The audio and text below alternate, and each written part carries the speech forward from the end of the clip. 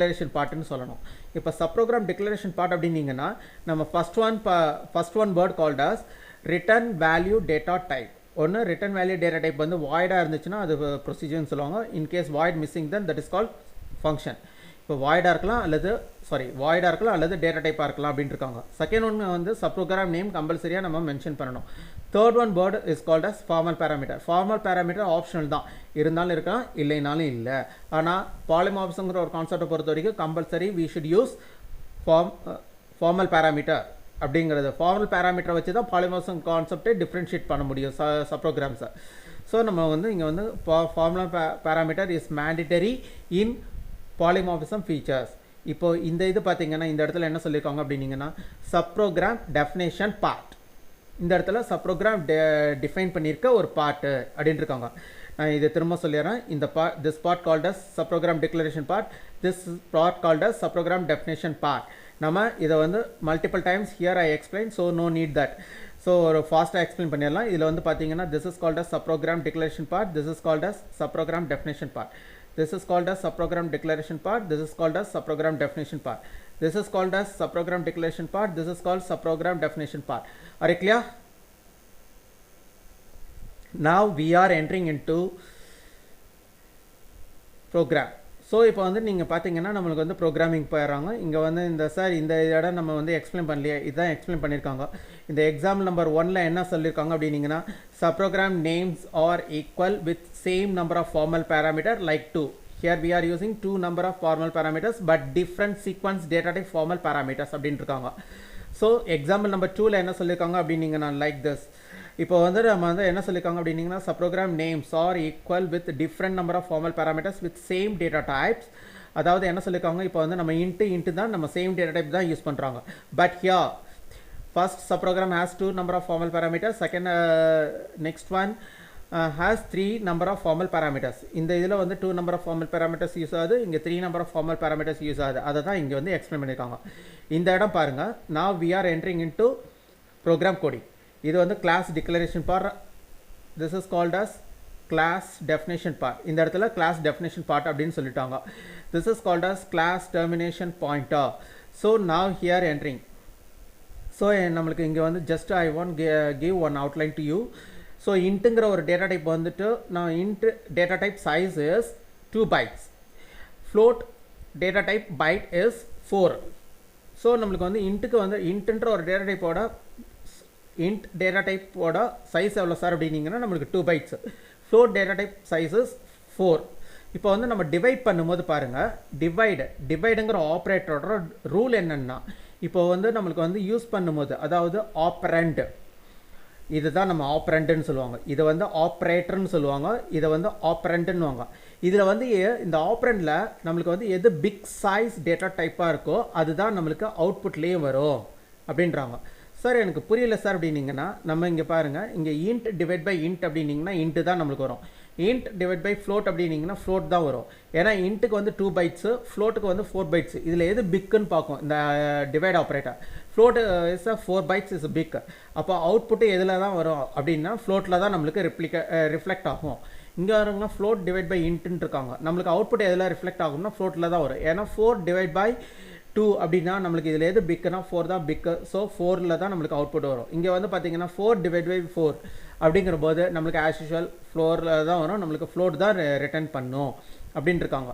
So இங்கே பாருங்க நம்மளுக்கு இங்கே சார் எனக்கு இன்னும் வந்துட்டு இதில் வந்து இன்னொரு எக்ஸாம்பிள் கொடுங்க அப்படின்னீங்கன்னா 10 டிவைட் பை 3 அப்படின்னா நம்மளுக்கு 3 தான் அவுட்புட் வந்திருக்கும்.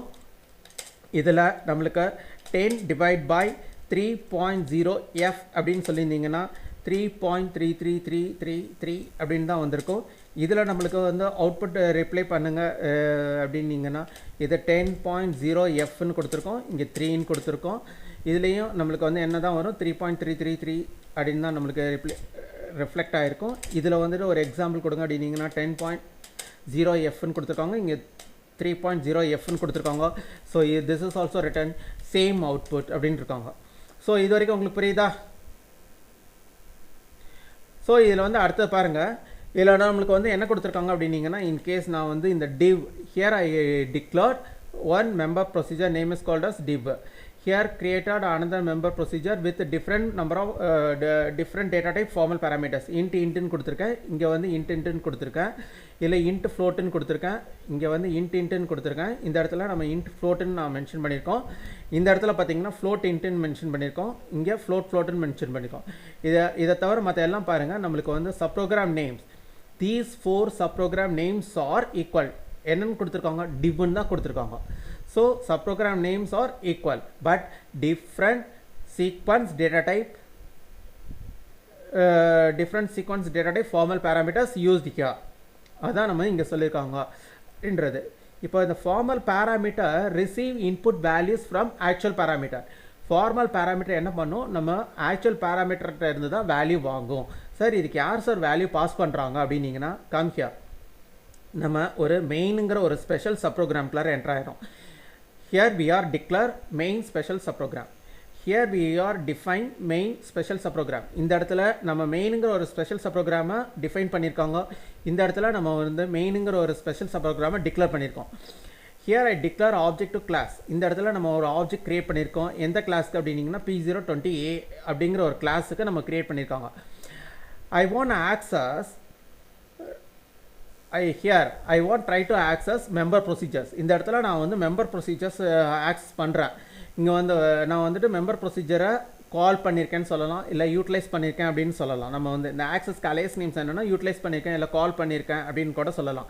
First one பாருங்க, நான் வந்து இங்க வந்து this is called as actual parameter. This is also called as actual parameter. These are called as actual parameter. So இந்த actual parameters தான் வேல்யூ பாஸ் பண்ணுது. யாருக்கு அப்படினீங்கன்னா இந்த formal parametersக்கு வேல்யூ பாஸ் பண்ணுது. These are called as formal parameters. நம்ம இந்த இடத்துல இருக்கெல்லாம் formal parameters னு சொல்றோம். சோ இங்க வந்து பாத்தீங்கன்னா எனக்கு 10 அப்போ எனக்கு int இந்த இடத்துக்கு நம்ம வந்து இந்த சப்ரோகிராமை இன்வோக் பண்ணிருக்கோம். இந்த இடத்துல பாத்தீங்கன்னா நம்ம 10, float. அப்போ இந்த சப்ரோகிராம் ஆபரேட் ஆயிருக்கும். நம்ம அடுத்ததுல பாத்தீங்கன்னா 10.0f and 3 int float, int. அப்போ நமக்கு third one சப்ரோகிராம் இன்வோக் ஆயிருக்கும். இன்வோக்னாலும் ஒண்ணுதான், ஆபரேட்ங்கற வேர்ட்னாலும் ஒண்ணுதான். So எனக்கு fourth one பாத்தீங்கன்னா float, அப்போ எனக்கு final, அதாவது fourth subprogram invoke ஆயிருக்கும். அப்போ எனக்கு நம்ம already we are told what is the output will occur in output screen. நம்ம இந்த ப்ரோக்ராமை பொறுத்தவரைக்கும் 3 ன்னு வந்திருக்கும், இதுல வந்து 3.33 ன்னு வந்திருக்கும். சோ நமக்கு வந்து fractional part, அதாவது நம்ம இந்த டாட்க்கு அப்புறம் டாட்டை ஃபாலோ பண்ணி வர டிஜிட்ஸ்க்கு என்ன பெயர் சொல்லுவாங்க அப்படினீங்கன்னா fractional part or decimal part ன்னு சொல்லுவாங்க. float default decimal part with this 6. So நம்ம இந்த டாட்டை ஃபாலோ பண்ணி வர பார்ட்டுக்கு பேரு fractional or decimal part ன்னு சொல்லுவாங்க. டாட்டுக்கு முன்னாடி இருக்கிற பார்ட் என்ன சொல்லுவாங்க அப்படினீங்கன்னா நம்ம இன்டிஜர் பார்ட் ன்னு சொல்லுவோம். சார் இந்த பார்ட் என்ன சார் சொல்லுவாங்க அப்படினீங்கன்னா நம்ம இன்டிஜர் பார்ட் ன்னு. அதாவது டாட்டுக்கு before part called as integer part, dot following part called as decimal part or fractional part அப்படினு சொல்லுவாங்க. சோ இதுல வந்து நமக்கு இந்த ப்ரோகிராம்ஸ்ல இதுதான் அவுட்புட் வருது. Output will rise in this way. So 3 and 3.333 அப்படினு சொல்லிரோம். Now we will check it out in Turbo C++ editor. So அந்த எடிட்டர்ஸ் குள்ளார நம்ம வந்து இப்போ என்டர் ஆகுறோம். So இதுக்குள்ளார என்டர் ஆகுறோம். Now we are entering into Turbo C++ editor using DOSBox emulator. DOSBoxங்கற ஒரு எமுலேட்டரை பயன்படுத்தி தான் நம்ம Turbo C++ அப்படிங்கற ஒரு எடிட்டருக்குள்ளார போறோம். So இந்த DOSBox எமுலேட்டரோட பர்பஸ் என்ன சார் அப்படினீங்கன்னா we can maximize command prompt window.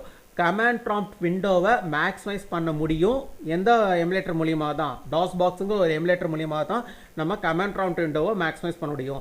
Because of that only we are depending on DOSBox emulator.